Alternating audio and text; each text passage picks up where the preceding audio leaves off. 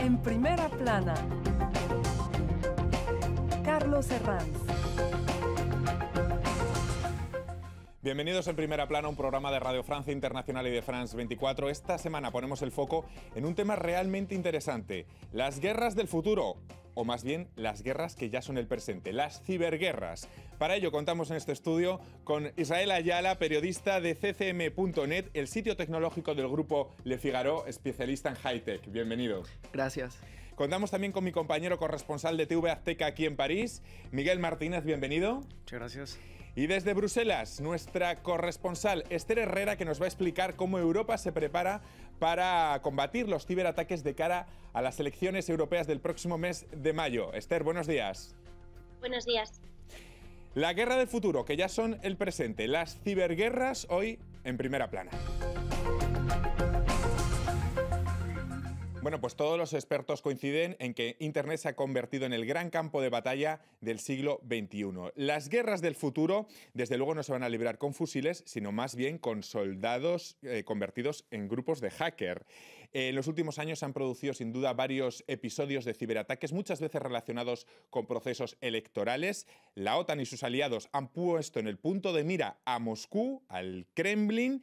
Y la pregunta que nos hacemos hoy es, más allá de esos ciberataques, si es posible una ciberguerra entre estados. Vamos a repasar cómo la prensa está tratando este asunto. Portadas como la del diario Libération. Ciberataques son la nueva Guerra Fría. Se acelera la carrera por el armamento numérico, dice el rotativo. En España, el diario El País revelaba esta misma semana que una potencia extranjera atacó los ordenadores del Ministerio de Defensa español durante un periodo de 3 meses. La revista especializada InfoSecurity en Estados Unidos dice: la estrategia de ciberseguridad carece de liderazgo en Estados Unidos, ejerciendo una crítica hacia el presidente Donald Trump. Israel, lo primero, ¿cómo se produce una ciberguerra y qué consecuencias puede tener?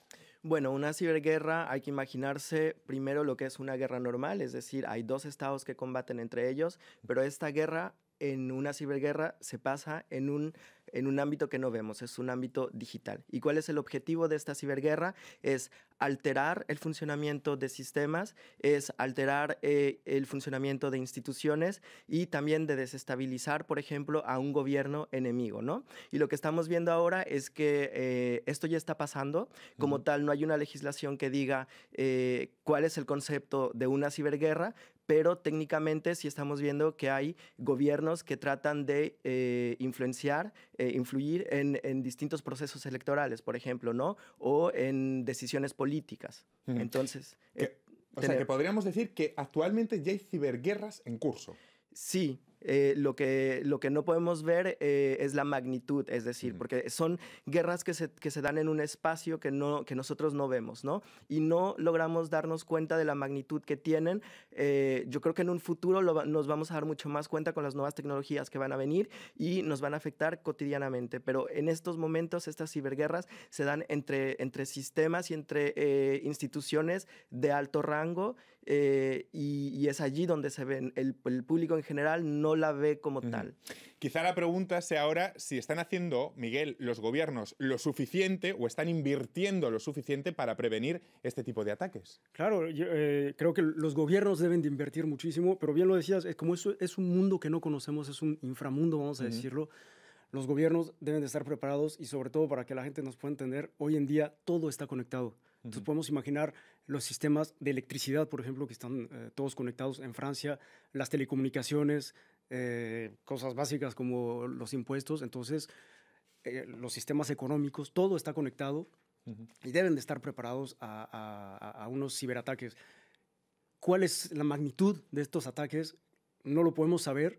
No podemos saber tampoco los niveles de defensa que pueden tener los gobiernos, porque no sabemos qué es lo que está sucediendo realmente en este inframundo. Pero sí deben de estar preparándose, porque deben de estar preparados todos los estados, porque hoy en día todo, absolutamente todo, está conectado a la red. Por poner un ejemplo, Nicolás Maduro hace unas semanas denuncia que el apagón eléctrico de Venezuela se debe a unos ciberataques. No puso muchas pruebas sobre la mesa y sin entrar en la cuestión política. Técnicamente, Israel, ¿esto es posible?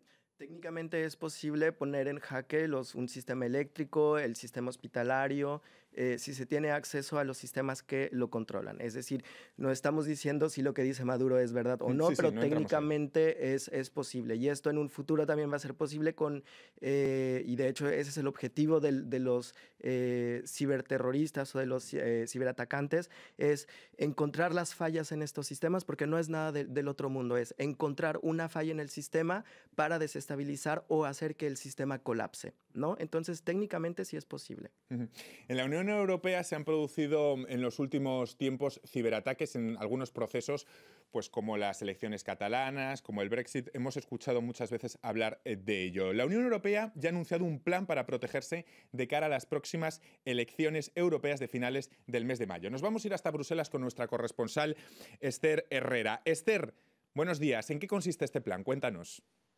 Buenos días. Pues se trata de un plan que tiene varios ámbitos, pero sobre todo muy centrado en la desinformación. A nivel nacional, cada país, antes de las elecciones de mayo, tendrá que elaborar planes estratégicos para combatir la desinformación y eliminar cuentas de bots que intentan atacar a cuentas de redes sociales. Por ejemplo, también los países de la UE se han comprometido a crear un sistema de alerta rápida en que todos los países compartirán información en una base de datos y tendrán que avisar al resto en cuanto encuentren una noticia falsa o algo que desequilibre y que sea motivo de desinformación. También cuentan con las plataformas como Twitter o Facebook para que eliminen lo más rápido posible contenido sospechoso, y finalmente las instituciones lanzarán también campañas con la ayuda de investigadores y también verificadores de datos, y además se ha creado un sistema específico para proteger a las páginas web de los partidos europeos.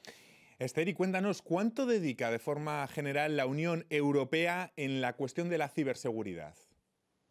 Pues la verdad es que ha sido un presupuesto que ha ido aumentando en los últimos 2 años. Por ejemplo, el Servicio Europeo Exterior se ha destinado solo para este año 5 millones de euros dedicado a la desinformación. También a través del programa Horizonte Europa, que es un programa de investigación, se ha presupuestado de aquí a 2027 nuevos instrumentos que más o menos se calcula en alrededor de 40 millones de euros. Finalmente, también se ha creado un presupuesto específico para el programa conocido como Europa Creativa, en que se apoya al periodismo y a los medios de comunicación con un total de 61 millones de euros. Así que estamos hablando más o menos de más de 100 millones de euros destinado especialmente para combatir la desinformación.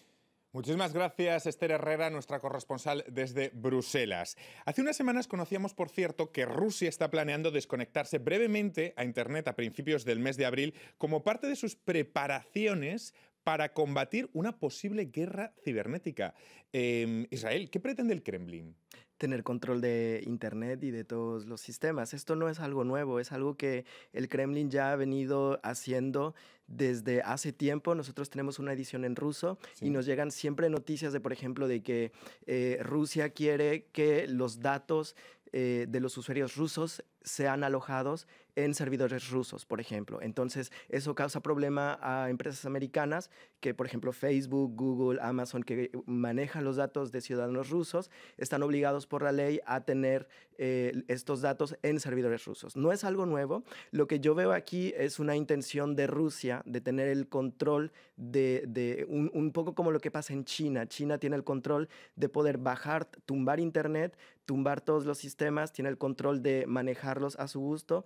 Y es un poco lo que vemos también con muchas redes sociales que están desarrollándose en Rusia, ¿no? Para tú tener acceso, por ejemplo, a una red como VKontakte, que es como el Facebook ruso, necesitas dar tus datos, no puedes tener una cuenta anónima. Por ejemplo, hay leyes en Rusia en donde están prohibidos los blogueros anónimos. Lo que vemos es que Rusia y bueno, el Kremlin quieren tener el control, no solo, bueno, yo creo que los ciberataques es una excusa, pero una vez que el gobierno tiene el control de este sistema, pues tiene también el control de la gente, de las opiniones, puede censurar medios, por ejemplo, sitios web, todo este tipo de cosas. Entonces, Miguel, ¿podríamos decir que ya hay una guerra, una ciberguerra en curso entre Washington y Moscú?